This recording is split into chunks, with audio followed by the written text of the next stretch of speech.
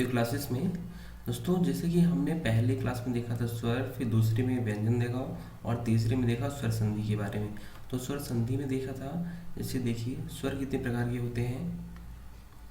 कुछ स्वर होते हैं कंठ, कुछ होते हैं तालव्य और कुछ होते हैं ओष्ठ, कुछ मूर्धन्य, कुछ होते हैं कंठ तालव्य और कुछ कंठ ओष्ठ। अब कंठ में कौन कौन से आते हैं? अ, फिर तालव्य में आते हैं ई और ई, ओष्ठ में आते हैं ऊ और ऊ, मूर्धन्य में री भी से आता है और कंठ तालव्य में कौन सा आता है? कंठ तालव्य में ए और ए, फिर ओ और अ। यही जो स्वर हैं इन्हीं को स्वर संधि में हमने देखा था। देखिए जब स्वर जो उनका उच्चारण स्थान था, जब अगर सेम सेम था, मतलब अगर कंठ और कंठ जिस शब्द में उच्चारण स्थान सेम सेम था, तो अगर शब्द का पहला भाग और शब्द का दूसरा भाग दोनों का सेम, मतलब कि अगर पहला जो भाग है यहाँ का इसका भी उच्चारण या फिर अंतिम जो वर्ण है वह स्वर है, और या फिर उसका जो अंतिम वर्ण है वो स्वर तो है लेकिन उसका उच्चारण स्थान कहाँ पे है? कंठ का है। और जो दूसरा वर्ण है उसका भी उच्चारण स्थान अगर कंठ है तो वह किस में था? दीर्घ स्वर संधि में था। अगर उसका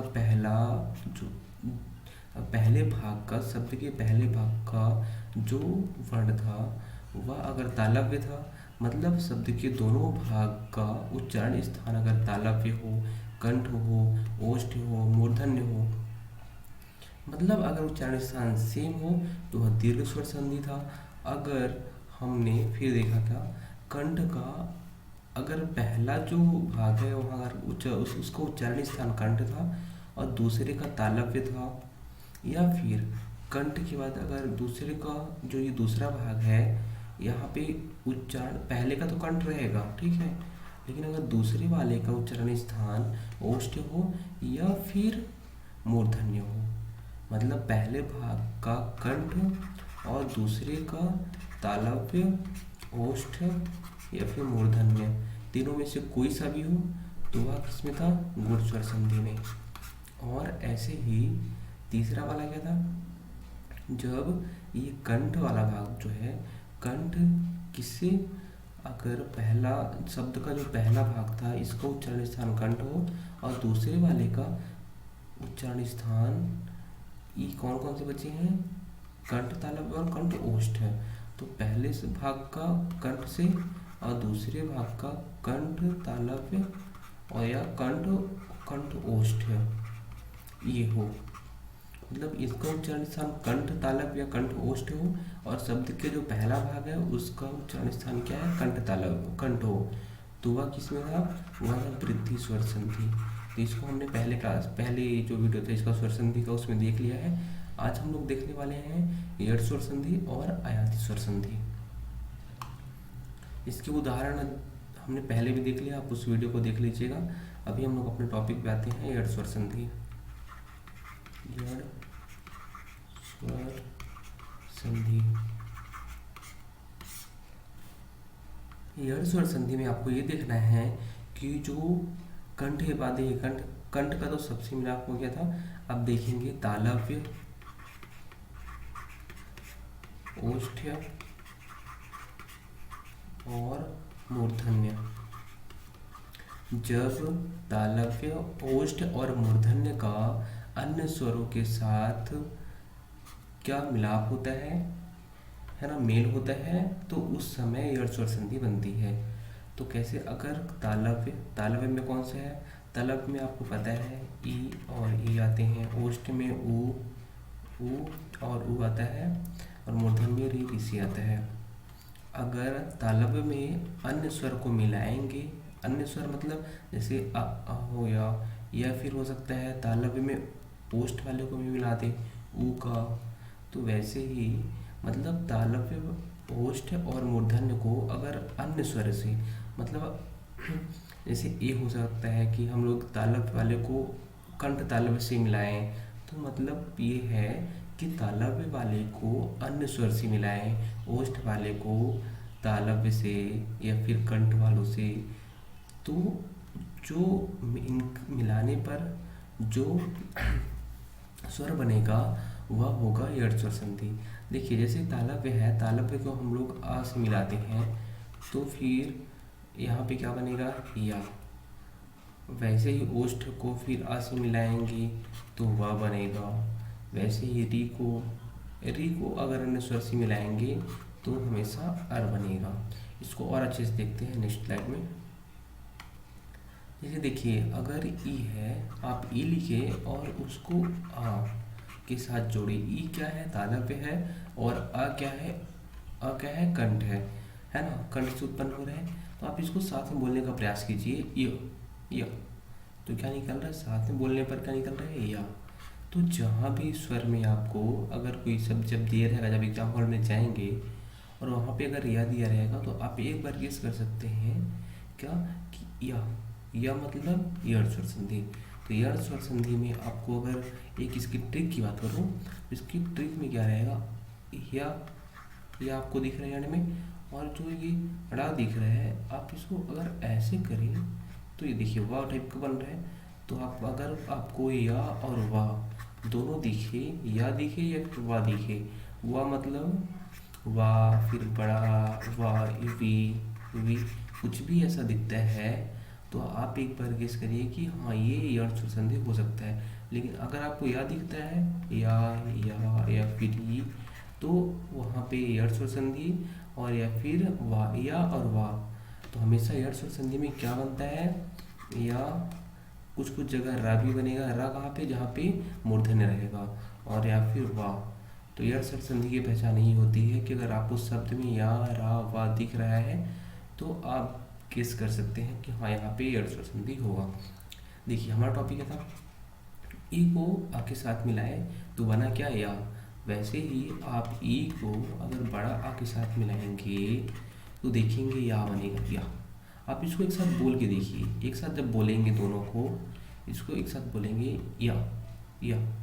देखिए यहाँ पे वैसे ही अगर मैं ऊ को बात करता हूँ, ऊ क्या है, मूर्धन्य है, सॉरी ऊ क्या है, ओष्ठ है, और ओष्ठ को कंठ मतलब अन्य स्वर से मिलाएंगे। देखिए परिभाषा क्या था हमारा यड़ स्वर संधि का, अगर तालव्य ओष्ठ मूर्धन्य स्वर को किसी अन्य स्वर से मिलाने पर, तो देखिए ये क्या है, ओष्ठ है और यह कंठ है, तो अन्य स्वर मिला।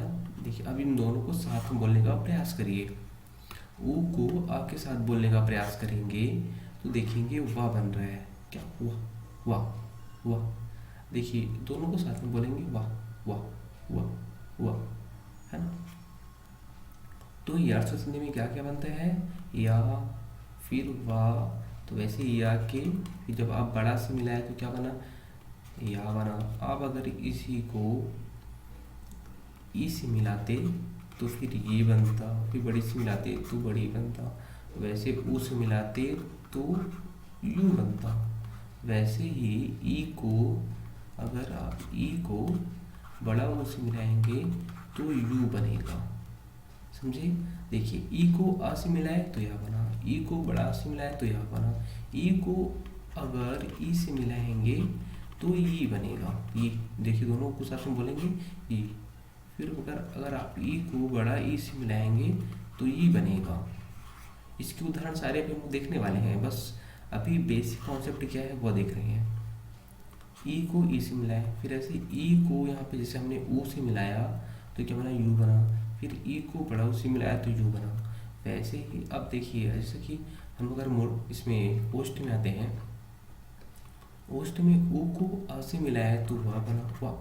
फिर ऊ को बड़ा आ से मिलाएंगे तो वाह बनेगा। ऊ को अगर ई से मिलाएंगे तो वी। ऊ को अगर बड़ी ई से मिलाएंगे तो वी बनेगा। ऐसे ही ऊ को अगर हम लोग छोटा ऊ से मिलाएंगे तो वो बनेगा, और बड़ा ऊ से मिलाएंगे तो वो बनेगा। ऐसे होता है। ऐसे ही अगर ओ को ए से मिलाएंगे तो वे बनेगा। ऊ को अगर ऐसे मिलाएंगे तो वह बनेगा। ऊ को अगर ओ से मिलाएं तो वो बनेगा। अगर ऊ को हम लोग ओ से मिलाएं तो क्या बनेगा, वो। देखिए अब बेसिक चीज़ें हो गई हैं, लेकिन थोड़ा सा भी कम समझ आया होगा क्योंकि इसके उदाहरण हम लोग नहीं देखे हैं। तो इसके उदाहरण एक बार देख लेते हैं। पहला क्या था, तालव्य को कंठ से मिलाते हैं, मतलब ई को अ से मिलाएं, पहला। ठीक है, अगर ई को अ से मिलाए थे तो हमने क्या देखा था, या बना था। इसका उदाहरण देखते हैं, जैसे कि अत्यधिक। अत्यधिक, आप इसके जब इस शब्द के दो टुकड़े करेंगे, दो भाग करेंगे, दो शब्द निकलेंगे, वह होगा अति धन अधिक। अति धन अधिक। यहाँ पे आप देखेंगे तो क्या हो रहा है, अ धन ता धन ई, और यहाँ पे आ हो रहा है ना। उसके बाद का आप कर लीजिएगा वर्ण विच्छेद। आप देखेंगे ई और आ, ई और आ मतलब तालव्य और कंठ। तो तालव्य का अगर अन्य स्वर से मिलेगा, अन्य स्वर से मेल होगा, तो वह कौन सा बनने वाला है, वह बनने वाला है यण स्वर संधि, यण स्वर। ठीक है, तो ई या मतलब ई या, जब इसका मेल कराएंगे आप तो देखिए उच्चारण इसका क्या निकल रहा है, या। तो यहाँ पे या बना था ना, और मैंने बोला था अगर या दिखता है, अब्बा दिखता है, तो आप एक बार गेस कर सकते हैं उसको। अगर टाइम कम है तो गेस कर सकते हैं कि हाँ यह जरूर यण स्वर संधि होगा, वरना आप वर्ण विच्छेद करिए फिर वहाँ से पता करिए। एक दूसरा उदाहरण देखते हैं, इत्यादि। इत्यादि, इति धन आदि। इसका जब आप वर्ण विच्छेद करेंगे तो त के बाद क्या आएगा, ई आएगा, उसके बाद ये होगा आ, और ये हाँ यहाँ पे आदि है, बड़ा है। तो अगर आप इसको भी देखेंगे तो यहाँ पे क्या बनेगा, या हुआ। और देखिए क्या है, तालव्य है, यह है किसका, कंठ का। तो तालव्य का या फिर मूर्धन्य का या फिर ओष्ठ का अन्य स्वर से अगर मिलाप कराएंगे तो बनने वाला क्या है, यण स्वर संधि। आपको परिभाषा को एकदम अच्छे से ध्यान देना है कि अगर तालव्य को, ओष्ठ वाले स्वर को या फिर मूर्धन्य वाले स्वर को, इनका मिलाप अगर हम अन्य स्वर से कराएंगे तो जो शब्द बनेगा या फिर जो स्वर बनेगा, इनमें जो विकार उत्पन्न होगा वह यण स्वर संधि होगा। ठीक है, यण स्वर संधि होगा। अगर दूसरा उदाहरण देखें, अगर अब ई को आ से मिलाएं, अभी ई को आ मतलब आ से मिलाते, अब आ से मिलाएंगे। ठीक है, तो यहाँ पे क्या बनेगा, ए आ बनेगा। इसका उदाहरण जैसे देखते हैं, पर्यावरण। पर्यावरण देखेंगे, इसके जब टुकड़े करेंगे शब्द के, परिधन आवरण, परिधन आवरण। यहाँ पे छोटा ही है और ये बड़ा ही है, बड़ा आ है। देखिए तालव्य है या कंठ है, जब तालव्य का कंठ से, जब तालव्य का कंठ तालव्य से, तालव्य का मूर्धन्य से, मतलब पहले में तालव्य होना चाहिए या फिर कुछ भी, अगर तालव्य है या फिर ओष्ठ है या फिर मूर्धन्य है, कुछ भी है, उसका अन्य स्वर। अब अन्य स्वर में यहाँ पे आप कंठ भी बोल सकते हैं, है ना, कंठ तालव्य भी बोल सकते हैं, कंठ ओष्ठ भी, मतलब कोई भी स्वर होता है जब उसका मिलाप कराएंगे, मेल कराएंगे, तो जो भी बनने वाला है स्वर संधि वह होगा यण स्वर संधि। ठीक है, वैसे एक और उदाहरण देखते हैं इसकी। अगर हम लोग देखें ई का ओ के साथ, ई का ओ के साथ क्या बन रहा था हमारा, यू। क्या बन रहा था, यू। ऐसे ही अगर ई का बड़ा ई जो है उसके साथ अगर देखेंगे ऊ को तो भी यू ही बनेगा। जब तक बड़ा ऊ नहीं आएगा, अगर यहाँ पे बड़ा ऊ आ जाएगा तो फिर यू बन जाएगा। कौन सा यू? ये वाला यू बन जाएगा ना। तो अगर ई और यू का मिलाप करेंगे तो यू बनेगा। इसका उदाहरण एक देख लेते हैं। उपर्युक्त, उपर्युक्त, उपर्युक्त। इसके टुकड़े करेंगे आप पहले तो उपरी, उपरी धनु युक्त, उपर्युक्त। फिर आप र के बाद आप देखेंगे यहाँ तक आप टुकड़े करेंगे, इसके वर्ण विच्छेद करेंगे। र के बाद आपको दिख रहा है ई है और यहाँ पे ऊ है, उपर्युक्त ऊ है यहाँ पे, है ना। उपरिधन उक्त होगा, ये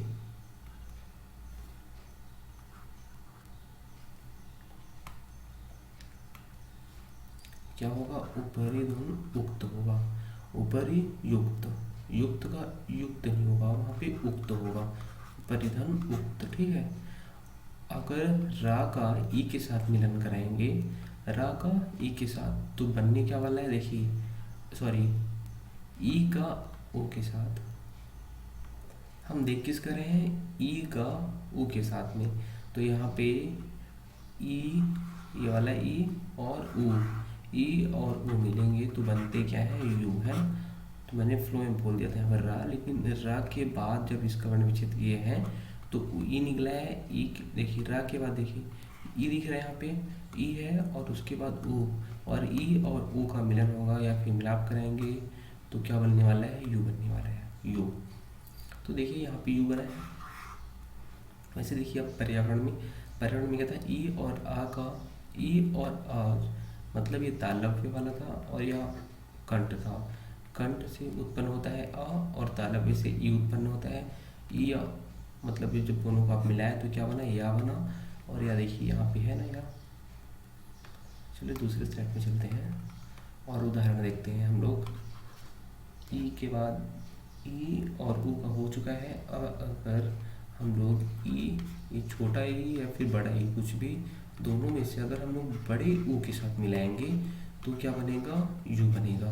मैंने क्या बोला था? अगर छोटा ऊ के साथ मिलाएंगे तो हमेशा यू बनेगा, ये वाला छोटा ऊ।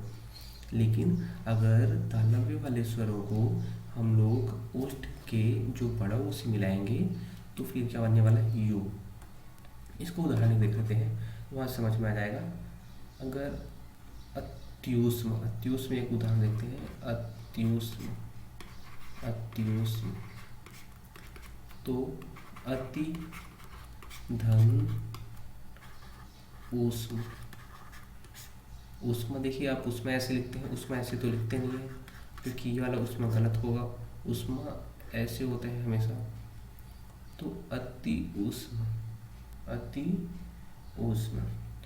तो यहाँ देखेंगे ये ई है और ये ऊ, ई और यू। अब इसको आप साथ में पढ़ेंगे तो क्या मिल रहा है? यू। तो क्या बना? अत्युष्म। देखिए ये यू यहाँ पे दिख रहा है आपको, ये यू हो गया, ठीक है।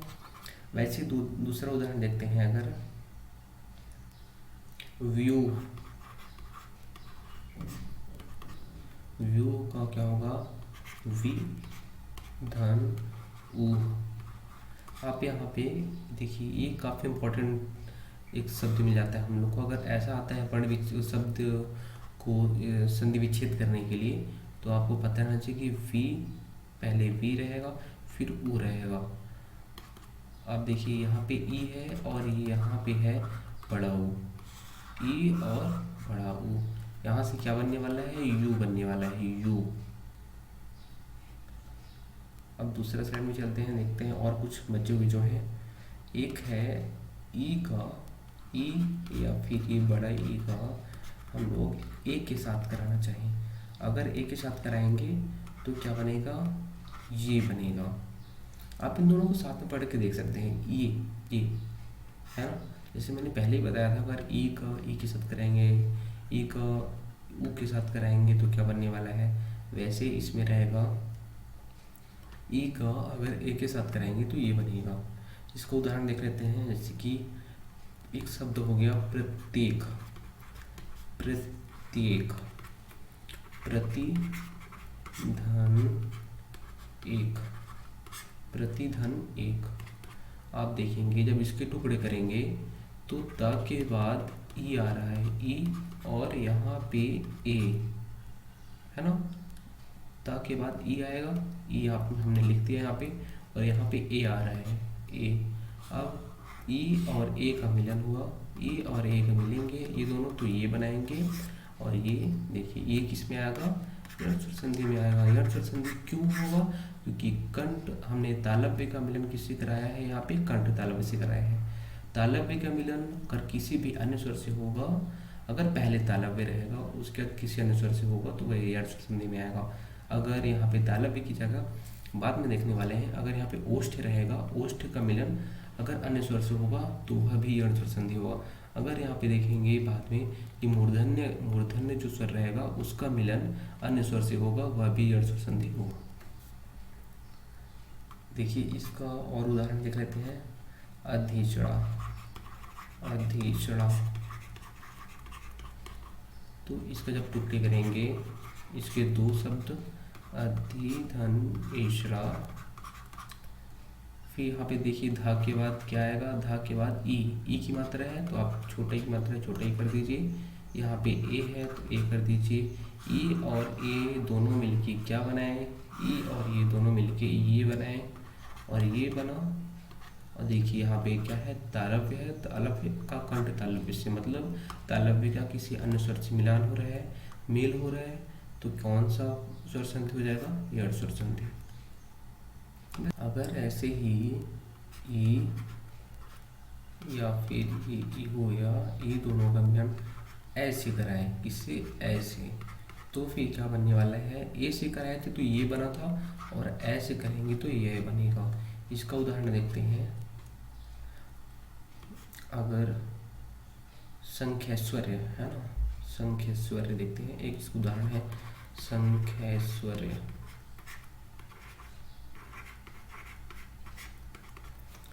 तो इसका क्या होगा, पहले तो सखी धन ऐश्वर्य, सख्यैश्वर्य, सखी धन ऐश्वर्य, इसका वर्ण, इसका शब्द के जब दो टुकड़े करेंगे सख्यैश्वर्य का, सखी धन ऐश्वर्य होगा। फिर ख के बाद आप देख रहे हैं यहाँ पे बड़ी ई की मात्रा आ रही है, और यहाँ पे ये ए हो रहा है, तो बड़ी ई का मिलन किससे हो रहा है, ऐसे हो रहा है, ऐश्वर्य, और ये ऐश्वर्य ऐसे रहेगा। तो देखिए सख्यैश्वर्य है, यह है, तो बड़ी ई की मात्रा और यहाँ पे ए की मात्रा, और ये मिल के बनाए क्या, यहाँ पे ए बनाए। और देखिए यहाँ पे क्या है, ये तालव्य है और ये कंठ तालव्य है, तालव्य का अन्य स्वर से मिलन हो रहा है, इस वजह से यहाँ हो जाएगा यण स्वर संधि। वैसे ही अब तालव्य का खत्म हो गया है, हम लोग आते हैं ओष्ठ स्वर में ना। ओष्ठ स्वर का मिलन अन्य से कराएंगे।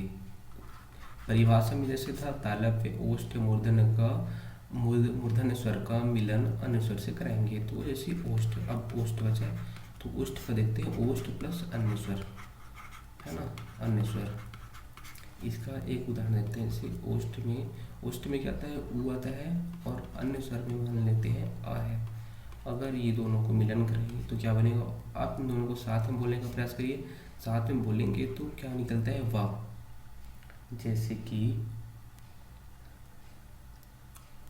स्वच्छ हो गया ना, एक शब्द हो गया हमारा स्वच्छ, स्वच्छ, स्वच्छ को आप इसके जब टुकड़े करेंगे तो सु धन अच्छ होगा, सु धन अच्छ होगा, है ना।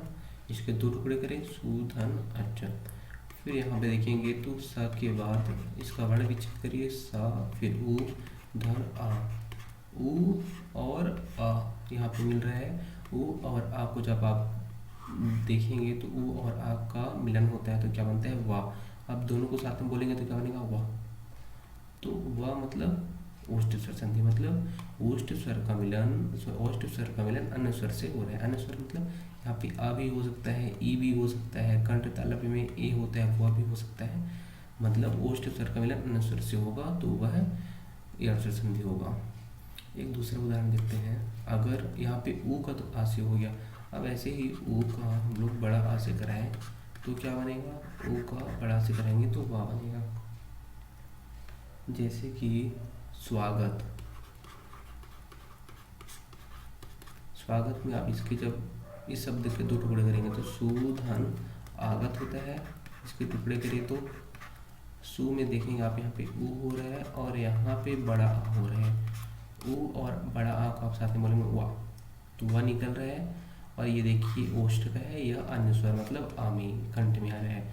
तो जब ओष्ठ स्वर का मिलन अन्य स्वर से होगा तो क्या बनेगा, यण स्वर संधि। वैसे ही अगर हम लोग ऊ का मिलन किससे कराएं, ई से कराएं अगर, तो क्या बनेगा। आप इन दोनों को साथ में बोलिए, दोनों को साथ में बोलेंगे तो क्या निकलेगा, वी वी। वैसे ही अगर आप ऊ को इस बड़ी से कराएंगे तो क्या मिलेगा, वी। इसका उदाहरण देख लेते हैं पहले। अन्विति, अन्विति एक इसको उदाहरण देख लेते हैं। अन्विति, अन्विति आप इसकी विच्छेद करेंगे तो क्या होगा, अनु धन इति, अनुधन इति। ये जो शब्द है, यह शब्द आप इसके बीच पहले दो भाग में डिवाइड करेंगे, दो टुकड़े करेंगे तो क्या हो रहा है, अनु हो रहा है। अनु के बाद देखिए इति हुआ, तो अब अगर ना के बाद इसका जब हम लोग अनु और इति का वर्ण विच्छेद करेंगे तो ना के बाद क्या आ रहा है, ऊ आ रहा है। और ऊ उसके बाद यहाँ पे देखेंगे ई हो रहा है, तो ऊ और ई का मिलन हो रहा है। ऊ और ई का मिलन होगा तो बनेगा क्या, वी।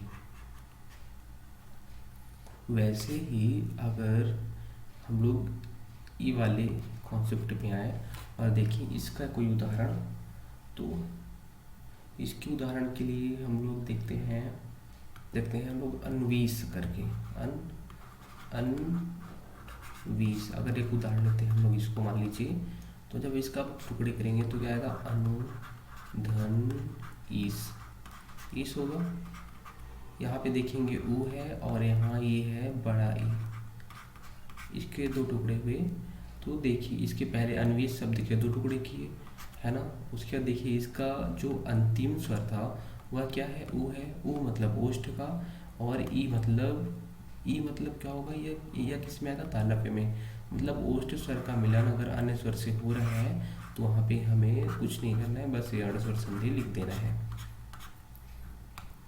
वैसे ही अगर हम लोग आगे बढ़ें, अब देखिए ओष्ठ स्वर ये भी चल रहा है, तो ओष्ठ स्वर में अगर ओ में ओ का किसे कराएंगे, कंठ तालव्य।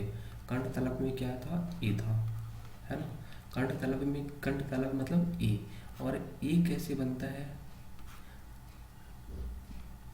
ए कैसे बनता है, अ और ई को मिलाएंगे तो ए बनता है। ये मैंने पहले बता चुका है। तो अगर ओ का ए से मिलन कराएंगे तो क्या बनता है, वे। वैसे ही अगर ओ का ओ से मिलन कराएं तो वो क्या बनेगा, वो बनेगा। ये दोनों की उदाहरण देखते हैं पहले हम लोग एक जैसे कि अन्वेषण। कौन सा उदाहरण, अन्वेषण। आप इसके टुकड़े करें पहले, अनु धन एषण, ऐसे इसके टुकड़े हो जाएंगे। फिर आप देखेंगे कि ना के बाद छोटों की मात्रा है, ये देखिए छोटा हो मतलब ऊ हो गया, और यहाँ पे ए हो गया। ऊ और ए आप दोनों को साथ में बोलिए, वे वे है ना, वे आ रहा है। तो यह देखिए यह ओष्ठ स्वर, यह कंठ तालव्य। कंठ तालव्य मतलब अन्य स्वर। तो जब ओष्ठ स्वर का मिलन अन्य स्वर से हो रहा है तो क्या होता है, सीधी सी बात है, यण स्वर संधि होगा। वैसे इसका उदाहरण अगर हम वो देखें, मान लीजिए एक उदाहरण है गुरुबोधन।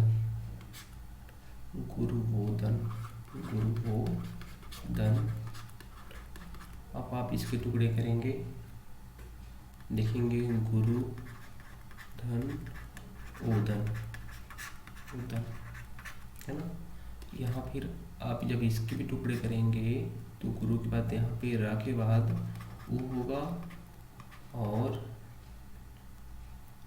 यहाँ यहाँ ओ होगा, ऊ वो, और ऊ और वो को साथ में बोलेंगे ओ को, तो क्या निकलता है वो, है ना। तो ये क्या है, ओष्ठ है।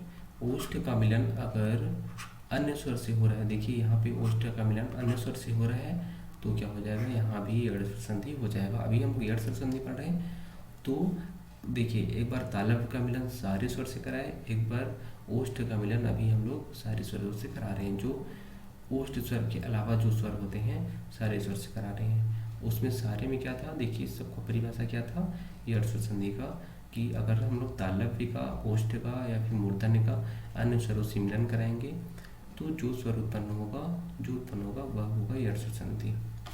जो विकार उसमें दिखेगा वह यड़ स्वर संधि के रूप में दिखेगा। ओष्ठ का हो चुका है सारे स्वरों के साथ मिलन। अब हम लोग देखते हैं मूर्धन्य का। मूर्धन्य, अगर मूर्धन्य का अन्य स्वरों से मिलन कराएंगे तो क्या बनता है, अर बनता है। जैसे कि अगर मूर्धन्य ये ऋषि हो गया, ऋषि को अ के साथ मिलन करेंगे तो क्या बनेगा, हमेशा अर बनेगा।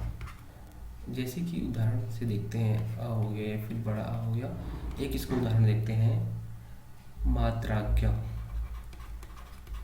मात्राज्ञा, आप इसके टुकड़े करें, मातृ धन आज्ञा होगा, मातृ धन आज्ञा। यहाँ पे देखिए ये ऋषि है और ये है आ। आप दोनों को साथ में बोलेंगे रा, है ना, त्रा दिख रहा है। तो यहाँ पे ये मूर्धन्य और अन्य स्वर का हो रहा है, इस वजह से यह भी यड़ स्वर संधि में आएगा।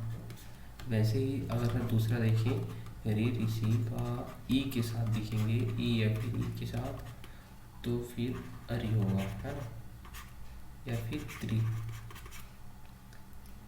जैसे कि इसका उदाहरण देखें, मातृच्छा।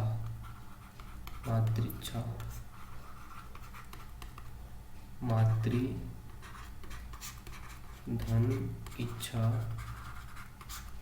देखिए यहाँ पे क्या है, त्रि, री आ रहा है, री मतलब ई की मात्रा, री ऋषि की मात्रा, और यहाँ पे ई हो रहा है ना। तो री ऋषि का ई के साथ मिलन हो रहा है और यहाँ पे क्या बन रहा है, त्रि। तो देखिए किसका पहले हमने क्या देखा, पहले देखा तालव्य का अन्य स्वर के साथ, तो क्या बना, यड़। फिर ओष्ठ का अन्य स्वर के साथ देखा तो भी यड़ बना। फिर मूर्धन्य का देखा, मूर्धन्य का अन्य स्वर के साथ, तो यड़ बना। अब देखने वाले हम लोग अयादि स्वर संधि, जो अंतिम स्वर संधि है वह है अयादि। देखिए सारे स्वर का पहले से ही एक दूसरे के साथ मिलकर आ चुके हैं। अब अंतिम में क्या बच रहा है, अंतिम में बच रहे हैं कंठ तालव्य और कंठ ओष्ठ। कंठ तालव्य और कंठ ओष्ठ बच रहे हैं। तो अब इन दोनों का, कंठ तालव्य और कंठ ओष्ठ का अन्य स्वरों के साथ मिलन कराएंगे तो बनेगा अयादि स्वर संधि। तो कंठ तालव्य में कौन से आते हैं, कंठ तालव्य में कौन से आते हैं और कंठ ओष्ठ में कौन से आते हैं, कंठ ओष्ठ में। तो कंठ ओष्ठ में कौन से स्वर आते हैं, ओ या फिर औ। और कंठ तालव्य में कौन से आते हैं, ए या फिर ए। अब इन दोनों का, कंठ तालव्य वालों का अन्य स्वरों के साथ मिलन कराएंगे और इनका भी कंठ ओष्ठ का अन्य के साथ।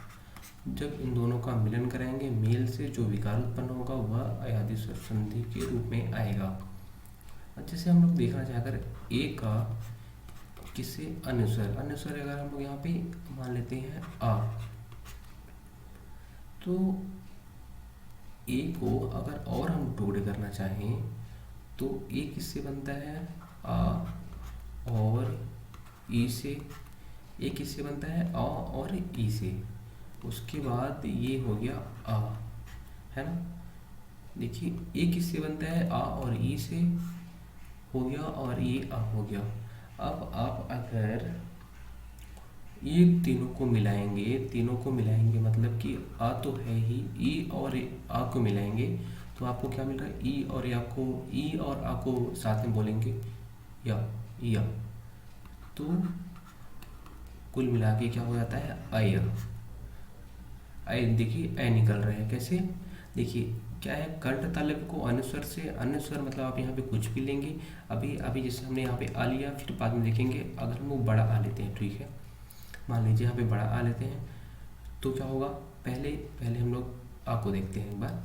ए को आ से मिलाए और फिर ए का मतलब ए मतलब कंठ तालव्य, कंठ तालव्य में कंठ और तालव्य ई, आ और ई, आ और ई, फिर यहाँ पे आ तो था ही, आ के बाद आप देखेंगे ई और आ को मिलाए, ई और आ को जब आप साथ में बोलेंगे तो क्या मिल रहा है, या। और आ तो पहले से लिखा हुआ था, आ को लिखा नहीं देते हैं, तो जहाँ पे आए दिखिएगा। फिर वैसे ही अगर हम लोग यहाँ पे बड़ा आ लेंगे, जब बड़ा आ लेंगे, जैसे कि अभी हम लोग ये आ को नहीं लेते हैं, इसको लेते हैं, इसको लेंगे तो आ तो रहेगा ही, और यहाँ पे यह बड़ा आ लेंगे तो क्या हो जाएगा, वैसे अगर जैसे कि हम लोग इसको बढ़ा लेते हैं तो क्या होगा, आ तो रहेगा ही, अगर इसको देखेंगे तो आया हो जाएगा, आया। लेकिन इसका यूज होता नहीं है जनरली, तो इसको रहने देंगे।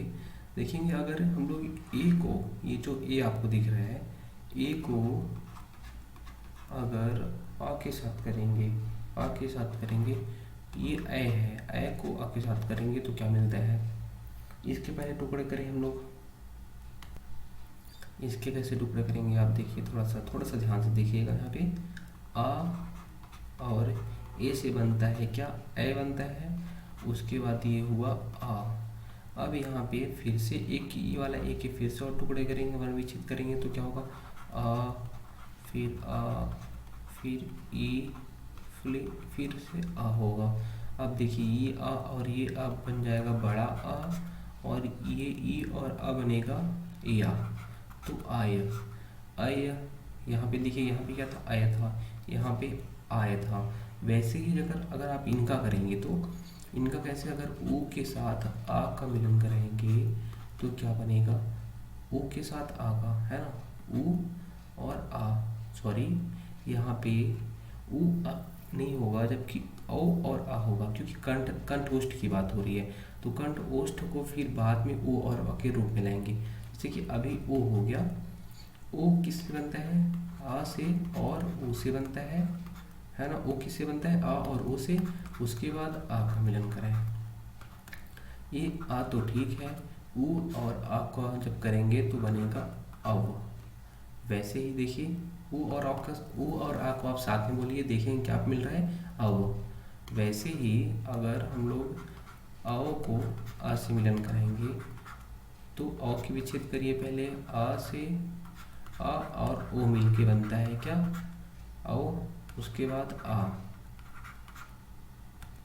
फिर इसका करेंगे, यहाँ पे जगह होगा कि नहीं, आ जैसे कि आ हुआ, फिर ओ को करेंगे तो फिर से आ और ऊ होगा, और ये आ हो जाएगा। तो देखिए आ और आ हो जाएगा क्या, बड़ा आ, और ऊ और आ हो जाएगा वाह। तो देखिए आयात में क्या था, अगर आपको आय, आव, आओ ऐसे कुछ चीज़ें अगर दिखती हैं आप, तो इसका ट्रिक एक ऐसे ही सोच सकते हैं कि अगर आपको देखिए आयात में क्या है, आय आ रहा है, आय आओ आओ ऐसा कुछ दिखता है, तो आप वहाँ पे अयादी स्वर राइट मार सकते हैं और वहाँ आपको सही भी रहेगा। इसको एक बार उदाहरण से समझते हैं। ये तो हमारा बेसिक कॉन्सेप्ट हो गया सीखने का, ये सीखने वाली चीज़ें हैं, अगर आप इनको सीखेंगे तो अच्छा है, वरना एक उदाहरण से भी आप समझ सकते हैं चीज़ों को। चलिए उदाहरण पे आते हैं, जैसे कि है चयन, एक उदाहरण हमारा चयन। तो जब चयन का जब दो भाग में इसको पहले बांटेंगे तो क्या होगा, चे धन अन होता है, चे धन अन। फिर ये क्या हुआ, च में क्या है, ए की मात्रा, ये ए हो जाएगा और आ हो जाएगा। तो यहाँ पे आप क्या देखेंगे, अपनी परिभाषा को याद करिए। परिभाषा क्या था, अगर कंठ तालव्य का मिलन या फिर कंठ ओष्ठ का मिलन अन्य स्वर से हो। देखिए कंठ तालव्य है, ये कंठ तालव्य का मिलन किससे हो रहा है, अन्य स्वर से हो रहा है, तो यहाँ पे क्या बना, ये ए बना, क्या, चयन, अय बना, है ना, अय। ए और आ को जब मिलाएंगे अय बना, ये क्या हो जाएगा, आदि स्वर संधि। वैसे ही और उदाहरण देखते हैं, उदाहरण से अब समझने की कोशिश करते हैं कुछ और। नयन जैसे हो गया, नयन, तो नयन का जब विच्छेद करेंगे तो ने धन अन होगा, ने धन अन। फिर आप इसके और टुकड़े करेंगे तो ना, फिर ये हो जाएगा ए धन अन। ए और आ, ए और आ मिलके क्या बनाए थे हमने पहले देखा, पहले स्लाइड में क्या था, ये देखिए ए और आ मिलके क्या बनाए थे, ए बनाए थे, है ना।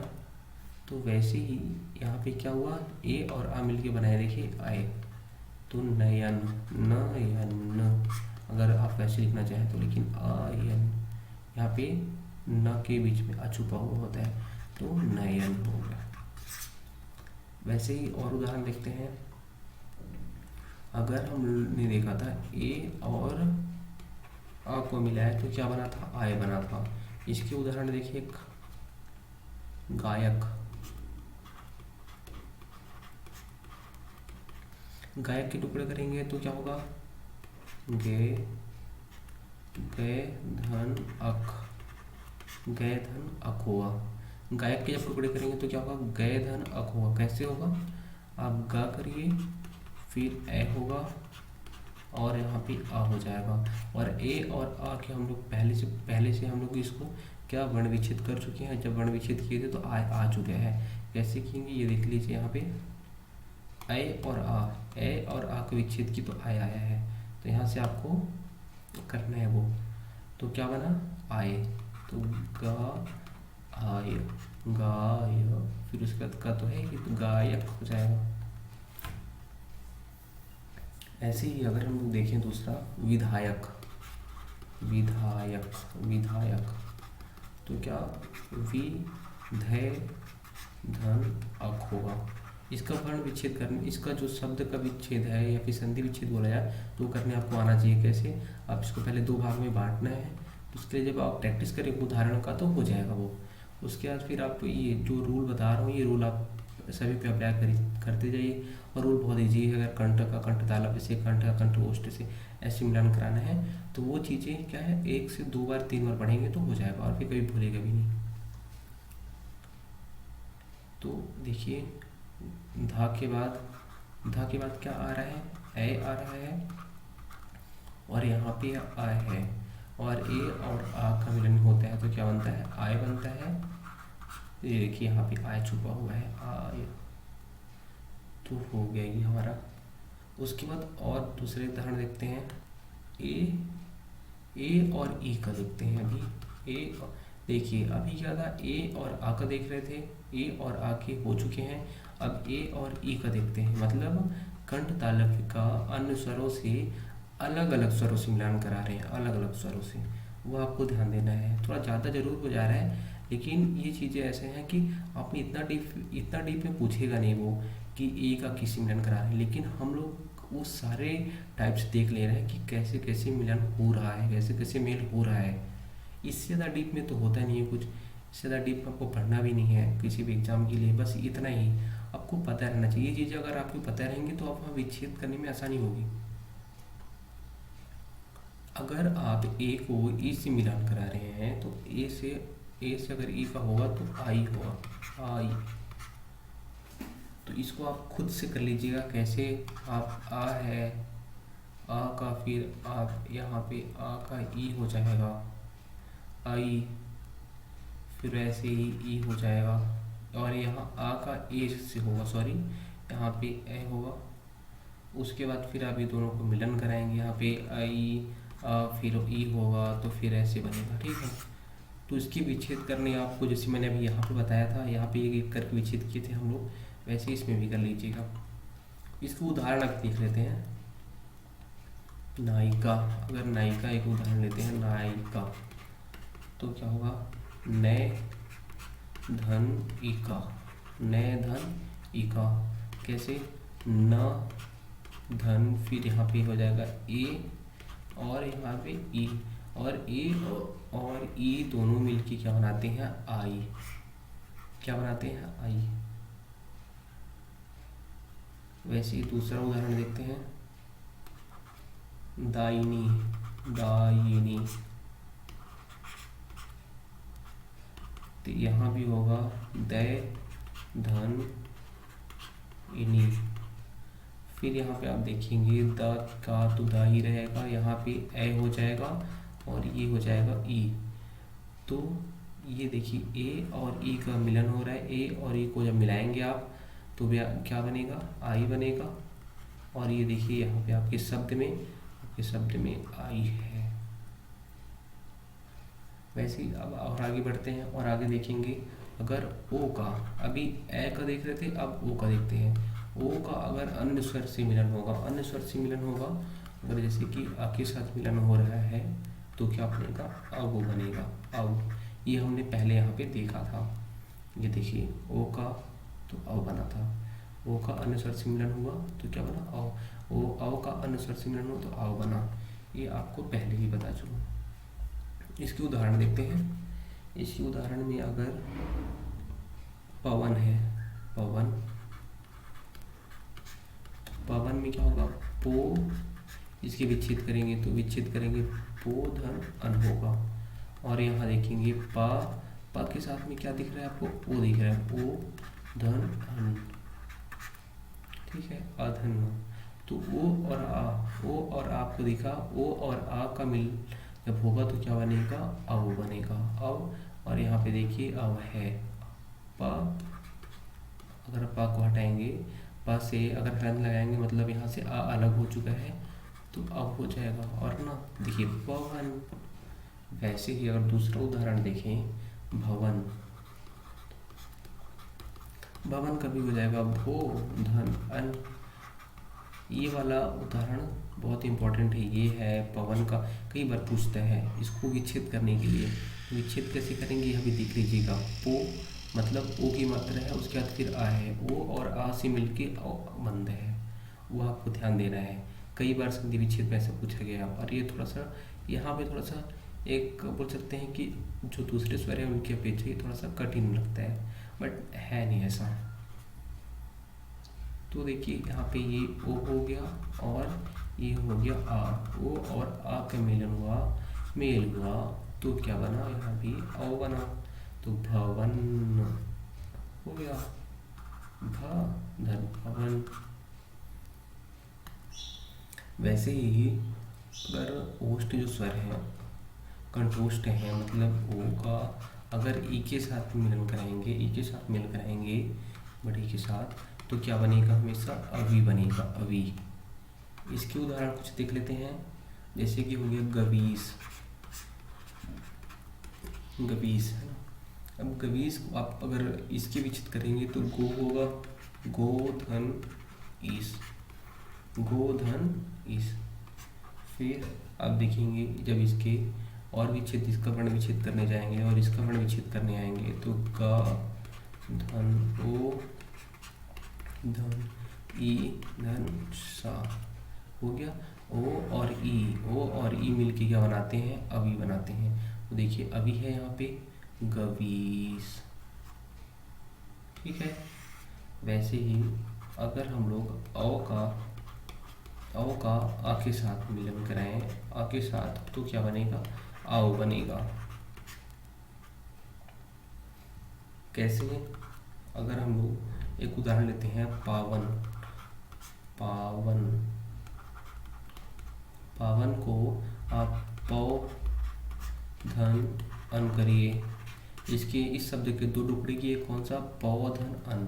फिर आप यहाँ देखेंगे पा में प धन औ धन अन, औ और आ दोनों मिल रहे हैं, औ और आ मिले तो क्या बनाएंगे, आवन, आओ। औ और आ मिले तो आओ बनाए, और यहाँ पे पा तो है ही तो पावन हो जाएगा। वैसे एक और दो और एक उदाहरण देख लेते हैं। जैसे कि अगर औ है उसका अगर छोटे ई के साथ मेल होगा तो क्या बनेगा, आवी, है ना। औ और ई के साथ मिलन होगा तो आवी बनेगा। कैसे, अगर उदाहरण देखिए, नाविक तो नौ धन इक होगा, नौ और इक, नौ का ई के साथ मिलन होगा। तो यहाँ पे देखिए औ है, औ मतलब क्या होगा, अगर यहाँ पे अ दिख रहा है उसका मतलब क्या होगा, यहाँ पे कंठ ओष्ठ है, और कंठ ओष्ठ का अगर अन्य स्वर से मिलन कराएंगे, मेल कराएंगे तो अयादि स्वर संधि होगा। कंठ स्वर देखना है, अगर कंठोष्ठ है, कंठ तालव्य है, उसका अन्य स्वर से कराएंगे तो अयादि होगा। देखिए यहाँ पे मैं थोड़ा सा डीप में इसलिए गया हूँ क्योंकि आपको विच्छेद करने आए, बाकी इतना डीप में अगर आप नहीं भी जाएंगे तो भी काम हो जाएगा आपका, क्योंकि वहाँ पे आपसे ये पूछेगा कि कौन सा स्वर संधि है, और ज़्यादा से ज़्यादा अगर पूछेगा वो कि अगर विच्छेद करने पूछे तब को दिक्कत हो सकती है, इसलिए यहाँ पे इतना डीप में जाना पड़ा।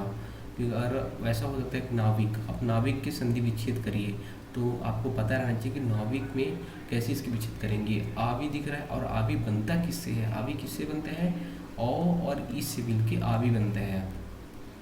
बस अगर विच्छेद वैसे पूछेगा डायरेक्टली तो आप तो राइट कर लेंगे, लेकिन अगर संधि विच्छेद करने बोल दिया तो फिर आपको दिक्कत होगी। तो अ और ई मिल के बनाए आवी, और यहाँ पे देखिए आवी है नाविक। और दूसरा अगर देखें अ और ऊ, अ और ऊ को मिलाएंगे तो आबू बनेगा, आबू। इसका उदाहरण एक देख लेते हैं, फिर उसका संधि को कंप्लीट करते हैं। संधि हो चुका है, संधि हम लोगों ने बहुत डीपली पढ़ा है, बहुत ज़्यादा डीपली पढ़ा है, इससे ज़्यादा डीप में आपको जाने की ज़रूरत नहीं है। अब बस हो गया। अब मैं बाद में आपको बहुत सारे उदाहरण, अगर उदाहरण होगा तो उदाहरण आपको दे दूंगा मैं, तो आप जितना ज़्यादा हो सकेगा तो प्रैक्टिस करिएगा। लेकिन जो मैंने रूल बताया है, आप रूल को बिल्कुल भी नहीं भूलना है, आपको रूल को ही ध्यान देना है। सारे उदाहरण आप अगर हजारों उदाहरण देखेंगे, सारे उदाहरण आपसे बनेंगे। अगर आपको वर्ण विच्छेद करने आ रहा है और रूल आपको याद है तो रूल क्या है, 5 तो रूल है, एक बार उसको और अभी देख लेंगे। अब देखिए जैसे कि उदाहरण एक हो गया भावुक, भावुक तो भव धन उक, यहाँ पे देखिए अ छुपा हुआ है, भा के साथ अ है और यहाँ पे ऊ है, अ और ऊ मिले तो क्या बना, आऊ बना। ठीक है, तो ये हमारा हो गया संधि कंप्लीट। अब हम लोग आते हैं किसमें, पर्यायवाची में। अपने पर्यायवाची में अगर शहद का देखेंगे, शहद का पर्यायवाची क्या होता है, तो शहद का रस, पुष्प रस, मधु, आसव, मकरंद और पुष्पासव। तो देखेंगे रस, रस मतलब जिसमें शहद, जिसमें कुछ मिठास होती है, रस। पुष्प रस हो गया, पुष्प रस मतलब देखिए फूलों के रस से तो शहद निकलता है। फिर मधु हो गया, और आसव, आसव एक ऐसा शब्द है जिसको हम लोग कम सुनते हैं, आसव। मकरंद, ये देखिए मकरंद भी सुनते हैं हम लोग, मकरंद, मकरंद मतलब शहद है ना। ऐसी पुष्पासव, तो पुष्प का आसव, अगर इसका विच्छेद करेंगे पुष्पासव, पुष्पासव। तो शहद का हमको ध्यान क्या देना है, आसव, मकरंद, आसव और मकरंद, यह दोनों को, आसव और मकरंद, यह ध्यान देना है, आसव और मकरंद को। वैसे ही अगर आप देखेंगे गुफा का, गुफा में क्या होगा, कंदरा। जिसे हम लोग पहले क्या होता था, जो आदिम लोग रहते थे कंदमूल खाते थे, कंदमूल है ना। कंदरा मतलब अंदर रहने वाले, गुफा के अंदर रहने वाले। वैसे ही गुहा, गुहा मतलब भी गुफा होता है, खो मतलब भी गुफा होता है, और गहर, गहर मतलब भी गुफा होता है। तो गुफा का विच्छेद क्या क्या होगा, बोले तो अगर कंदरा, गुहा, खो और गहर, सॉरी इसका पर्याय क्या होगा, कंदरा। विच्छेद पढ़ते पढ़ते हमारे जीवन में बस वही विच्छेद भी घूम रहे हैं। तो हम लोग पर्यायवाची भी देख रहे हैं। पर्यायवाची में क्या है, गुफा में कंदरा, ये तो पता है, गुहा भी सबको पता है, खो भी पता है, हमें ध्यान क्या देना है, गहर दिख रहे हैं, गहर, ग, ह और र। यही एक नया शब्द मिला है। देखिए शहद में क्या मिला था, आसव और मकरंद, जिसको थोड़ा सा कम पता रहता है लोगों को। बाकी तो रस, पुष्प रस, मधु, ये सब तो हम सुनते रहते हैं, तो उतना ज़्यादा हमें ध्यान देने की जरूरत नहीं है यहाँ पे। इसको बस देख लेंगे एक बार एक नज़र में, बाकी ध्यान किस में देना है, पुष्पासव, आसव और मकरंद में। वैसे ही गुफा का, गुफा में कंदरा, गुहा, खो, ये हम लोग नाम सुनते हैं इन दोनों को, इन सारों का, है ना। लेकिन ये सारे लोग का, लेकिन यहाँ पे देखिए गहर है, जो गहर का हम लोग नाम कम सुने हैं। वैसे ही कीचड़ का, कीचड़ का पंख, ये तो सुनते हैं हम लोग। वैसे ही कीच और करदम, कांदो, चिकिल, चिकिला बोलते हैं, चिकिला। तो यहाँ पे केवल एक ही जो करदम है, करदम हम लोग थोड़ा सा कम सुनते हैं, करदम। बाकी कीच सुनते हैं, पंख सुने भी हैं, करदम, कांदो और चिकिल। तो कीचड़ का क्या क्या होगा पर्यायवाची? पंख, कीच, करदम, कांदो, चिकिल। वैसे ही तरंग का देखेंगे, तरंग में लहर, हिलोर, उर्मी, वीची, उल्लोल। तो तरंग में क्या कौन सा हो जाएगा? लहर। तरंग मतलब लहर, देखिए जैसे समुद्र में लहर आती है तो क्यों आती है? तरंगों के कारण आती है। तो तरंग का पर्याय क्या होगा? लहर होगा। हिलोर है, जैसे पानी ऐसे हिलता है, हिलोर। उर्मी, उर्मी का मतलब भी तरंग होता है। वीची, वीची तरंग, उल्लोल, है ना। हलचल, तो हलचल को ही बोलते हैं तरंग। तो वीची आपको दिखा, एक वीची शब्द है जिसको थोड़ा सा ध्यान देना है हमें, वीची। वैसे ही अगर और आगे आएंगे देखेंगे, बालू, बालू, बालू का क्या होगा? रेत, रेणु, सिक्ता, बालू का, रेणुका। तो बालू का कौन कौन सा पर्यायवाची हो जाएगा? रेत, रेत तो सबको पता है। रेणु, रेणुका, रेणु, रेणुका। अगर रेणु शब्द कहीं पे दिखते हैं आपको तो आप उसको गेस कर लीजिए कि रेत मतलब रेणु होता है। और बालू का सबको पता ही है, सिक्ता। रेणु और सिक्ता, यह दोनों को आपको ध्यान देना है बस बालू में। वैसी बहार, बहार का, बहार मतलब बसंत, बसंत में बहार आई। तो बसंत, ऋतुराज, कुसुमाकर, ऋतुपति और मधुमाह। बहार में कौन कौन से इसके पर्यायवाची हो जाएंगे? बसंत, ऋतुराज, कुसुमाकर, ऋतुपति और मधुमाह। कौन सी? बसंत, बहार मतलब बसंत है ना, बसंत में बहार आती है, आपको याद रखना है। और ऋतुराज, देखिए बसंत को ऋतुराजा बोला जाता है। कुसुमाकर, उस टाइम में कुसुम के बहुत सारे फूल आते हैं, कुसुमाकर इसलिए बोला जाता है क्योंकि बहुत सारे बसंत का फूल हम लोग को याद रहता है ना, बसंत का फूल। वैसे ही फिर ऋतुपति, ऋतुपति ऋतुराज है, ऋतुराज मतलब ऋतुओं का राजा, वैसे ऋतुपति है ना। और मधुमाह, मधुमाह, मधु मतलब कैसे? देखिए इस टाइम में बहुत सारे जो वो रहते हैं मधुमक्खी, उन लोग का देखो फूल आएगा तो क्या होगा? उन लोग रस निकालेंगे और शहद बनाएंगे, तो मधुमाह हो गया। बहार का एक तरह से सारे क्लियर हो गए। वैसे ही अगर शिकारी की बात किया, शिकारी में क्या होगा? बहेलिया, बहेलिया मतलब शिकारी, बहेलिया, व्याध, अहेरी, अखेटी। अखेटा हम लोग पहले रहते थे, मतलब इतिहास में आप पढ़े होंगे कि पहले जो इंसान था वह क्या आखेटक मतलब आखेटी था, वह केवल और केवल शिकार करके ही अपना भोजन ग्रहण करता था, पेट भरता था। तो अभी क्या है? आखेटी मतलब शिकारी। वैसे लुब्धक, तो बहेलिया मतलब शिकारी होता है, व्याध मतलब शिकारी होता है, अहेरी, अहेरी और आखेटी देखिए दोनों मिलजुल रहे हैं। और लुब्धक, तो शिकारी का कौन कौन सा ध्यान देना है आपको? लुब्धक, लुब्धक मतलब क्या होता है? शिकारी होता है। बहेलिया, बहेलिया मतलब शिकारी होता है। और व्याध, व्याध मतलब भी शिकारी होता है। वैसे अगर माणिक की बात करेंगे, माणिक में मणि, माणिक के लाल, माणिक, माणिक मतलब मणि की बात हो रही है। और मणि कैसा होता है? लाल होता है। और माणिक्य और मणि है ना। तो अगर माणिक की बात करें तो इसको सरल सरल है, लाल है और माणिक्य, तो इसको तो आप कर लीजिएगा। बाकी अब नौका, नौका का क्या होता है? नाव, नाव तो सबको पता है। तरिणी, तरिणी तारने वाली, तरिणी।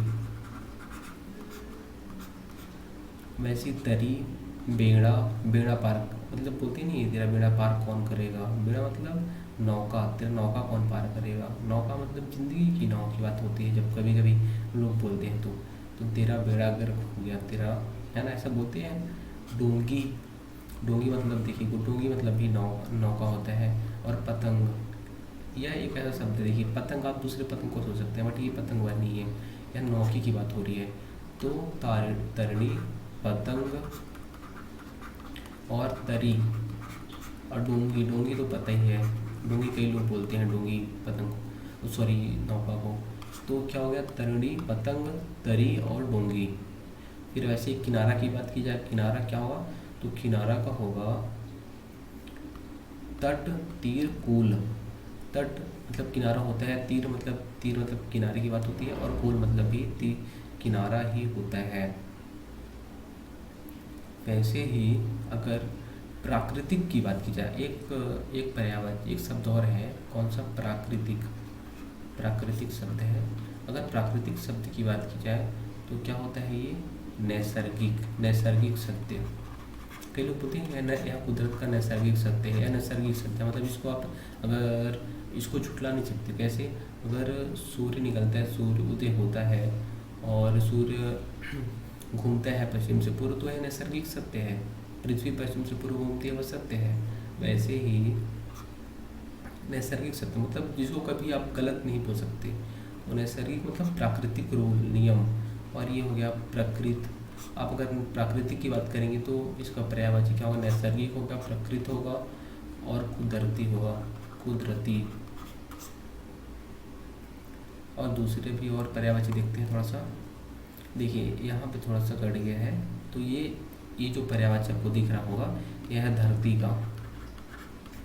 तो धरती के पर्यायवाची क्या क्या होते हैं? वसुंधरा मेदिनी, इला, धरणी, क्षिति, अचला, मही। वसुंधरा है ना, वसुंधरा, मेदिनी, इला, धरणी, क्षिति, अचला, मही। तो धरती में आपको कौन कौन सा? वसुंधरा तो हम लोग नाम सुनते हैं, वसुंधरा और मदिनी, है ना। लेकिन इला हमने कम पहली बार नाम सुने हैं, ऐसा है लगता है। धरणी मतलब देखिए, धरणी धरती माता, तो ये तो ठीक है। लेकिन इला आपको याद रखना है, कौन सा इला याद रखना है? क्षिति,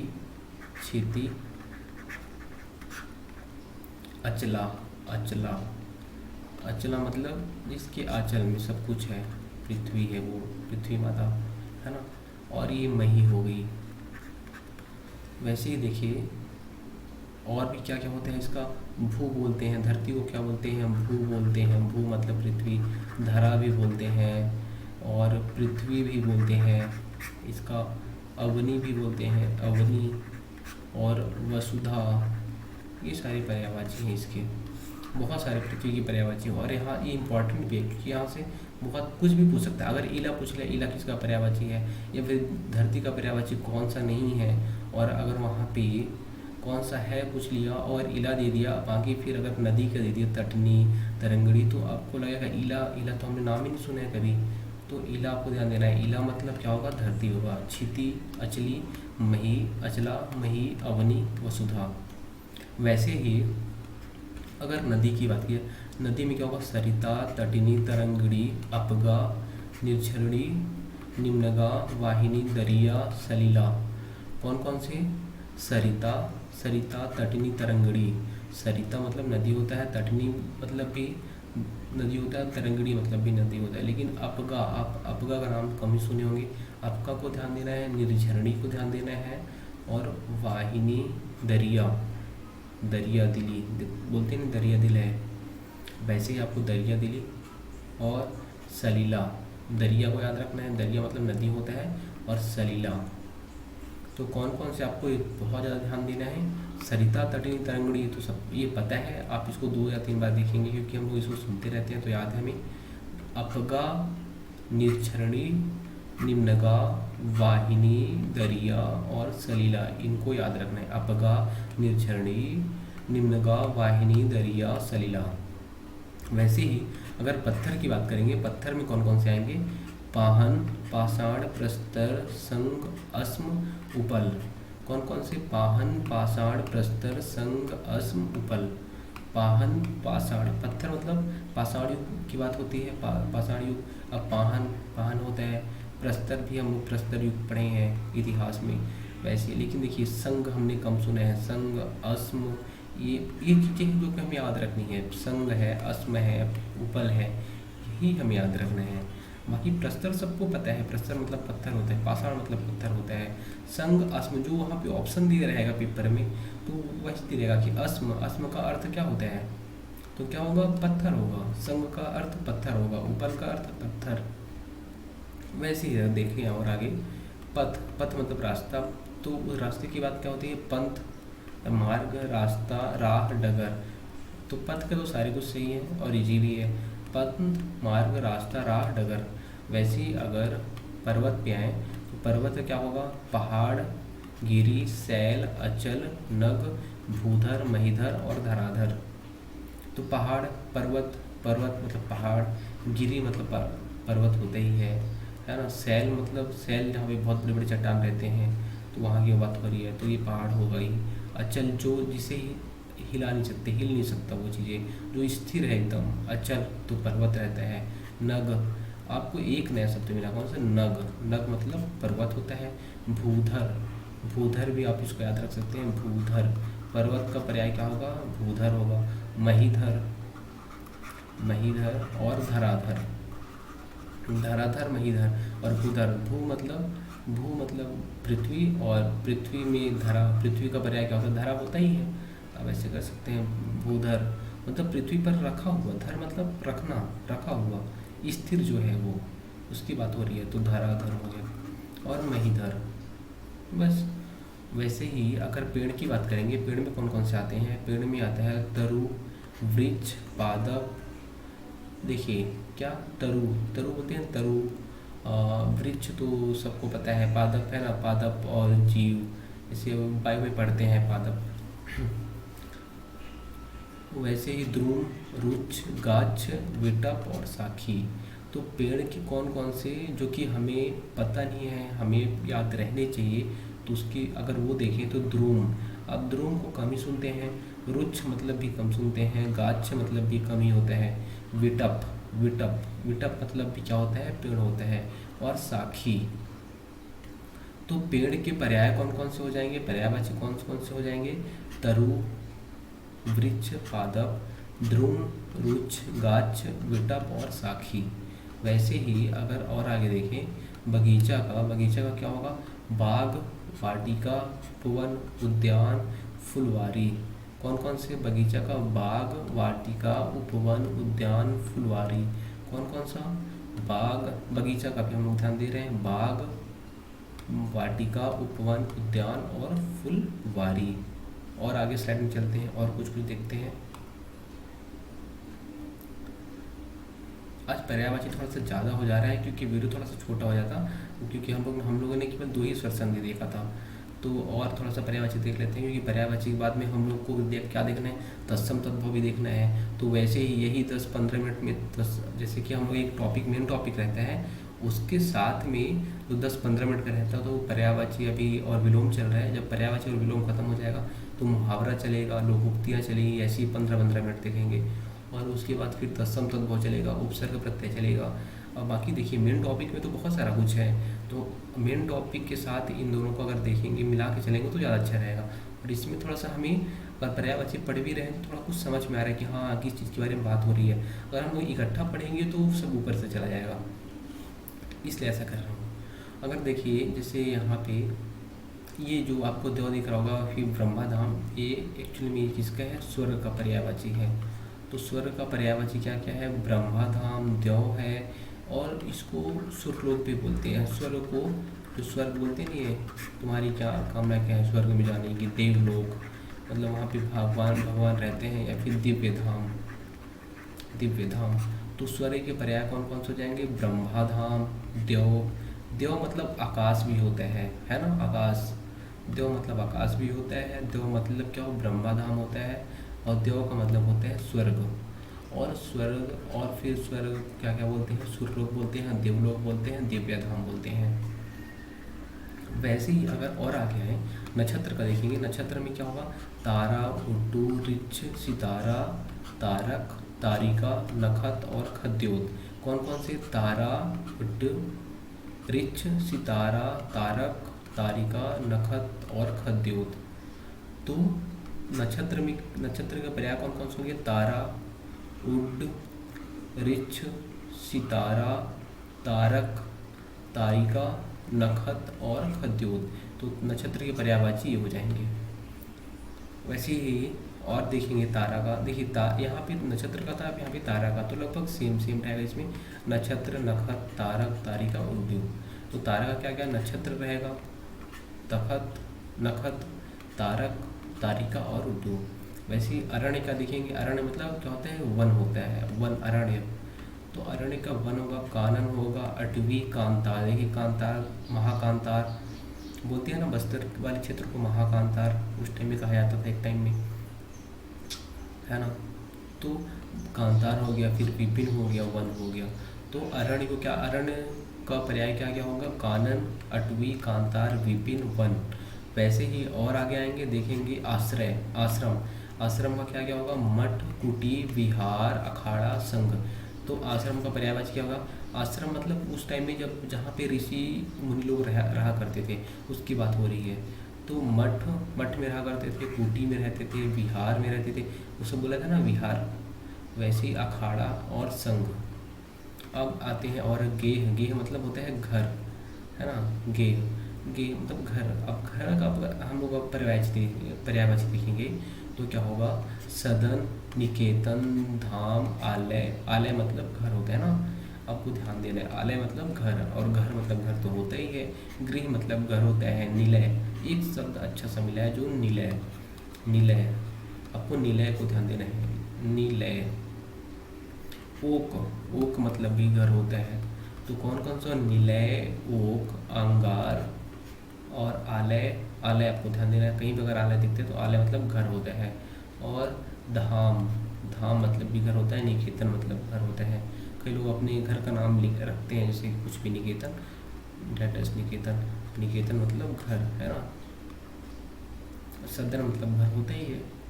वैसे अब चोटी की बात करेंगे। चोटी, चोटी का पर्यायवाची क्या क्या होगा? मूर्धा, शीश, सानू, श्रृंग, तुंग, शिखर, परकोटि, शिरोबिंदु। मूर्धा, चोटी मतलब ऊंचा हिस्सा, सबसे ज़्यादा ऊंचा वाला हिस्सा। उसके अगर जैसे श्रृंग हो गया, सानू हो गया, तुंग, शिखर। शिखर को बोलते हैं हम लोग ऊंचा हिस्सा। अगर पर्वत का ऊंचा हिस्सा क्या बोलते हैं? उसको शिखर बोलते हैं। वैसे ही परकोटि होता है। शिरोबिंदु, शिरोबिंदु है सबसे ऊंचा वाला हिस्सा, परकोटि है ही। शीश, शीश जैसे इंसान का शीश होता है, सबसे ऊंचा हिस्सा शीश होता है। वैसे ही सानू हो गया और श्रृंग हो गया।